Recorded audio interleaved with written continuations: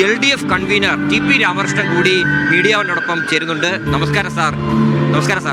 വലിയ ഒരു പരിപാടിയാണ് ഇപ്പോൾ സർക്കാർ നടത്താൻ പോകുന്നത്. പക്ഷേ പ്രതിപക്ഷം അതിൽ നിന്ന് മാറി നിൽക്കുകയാണ് ചെയ്യുന്നത്. അത് രാഷ്ട്രീയം മാത്രമാണോ? പ്രതിപക്ഷം പൊതുവെ കേരളത്തിന്റെ പ്രശ്നങ്ങളോട് നിഷേധാത്മകമായ നിലപാടാണ് സ്വീകരിച്ചുകൊണ്ടിരിക്കുന്നത്.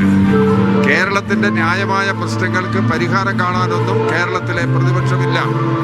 ആ നിലപാടാണ് ഇപ്പോൾ ഈ ദാരിദ്ര്യമുക്ത കേരളം എന്നുള്ള നിലപാടിനോടും അവരെടുത്തിരിക്കുന്ന സമീപനം അതാണ്. അവരൊരു കണക്ക് ചൂണ്ടിക്കാണിക്കുന്നുണ്ട്. അതായത് LDF സർക്കാരിന്റെ പ്രകടന പത്രികയിൽ 4.5 ലക്ഷം അതിദരിദ്രരുണ്ടായിരുന്നു എന്നാണ് പറഞ്ഞിരുന്നത്. പക്ഷേ ഇവിടെ ഇപ്പൊ ഈ അവസാനഘട്ട പട്ടിക തയ്യാറാക്കിയ ജനവിഭാഗങ്ങളാണ്, അതിദരിദ്രരല്ല. അതിദരിദ്രരെ സംബന്ധിച്ചിടത്തോളം കഴിഞ്ഞ ഗവൺമെന്റ് അധികാരത്തിൽ വന്നതിന് ശേഷം ഗവൺമെന്റ് തലത്തിൽ തന്നെ ആവശ്യമായ പരിശോധന നടത്തി.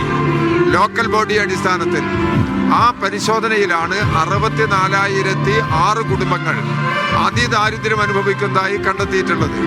അതിന്റെ ഘടകങ്ങൾ വിശദീകരിച്ചു. അതിന് ഓരോന്നിനും പരിഹാരമുണ്ടാക്കുക എന്നുള്ള നിലപാടാണ് കേരളത്തിലെ ഗവൺമെന്റ് ഓരോ പഞ്ചായത്തുകളിലും സ്വീകരിച്ചത്. അങ്ങനെയാണ് ഈ അതിദാരിദ്ര്യമുക്ത കേരളത്തിലേക്ക് ആ 64,006 കുടുംബങ്ങളുടെയും പ്രശ്നങ്ങൾക്ക് പരിഹാരമുണ്ടാക്കിയിട്ടുണ്ട്. അതിദാരിദ്ര്യമുക്ത സംസ്ഥാനമായി കേരളത്തെ പ്രഖ്യാപിക്കുന്ന ഔദ്യോഗിക ചടങ്ങ് തിരുവനന്തപുരത്ത് നടക്കാനിരിക്കുകയാണ്.